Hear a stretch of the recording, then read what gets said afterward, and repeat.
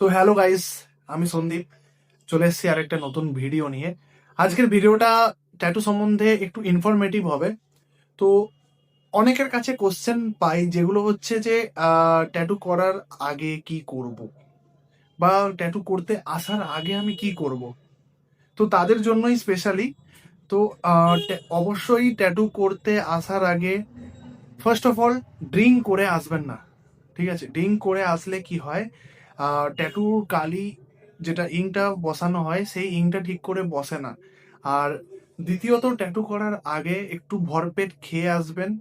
আহ, ভালো মন্দ কিছু খাবার হলেই ভালো হয়।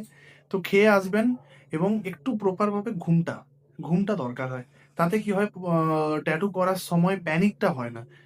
আর তৃতীয় হলো পেন ফ্যাক্টর। কতটা লাগে, কতটা পেন হয়। সত্যি কথা বলতে গেলে ট্যাটু করতে গেলে অবশ্যই পেন হবে, কিন্তু একটা পিঁপড়ে কামড়ানোর মতো পেন হয়।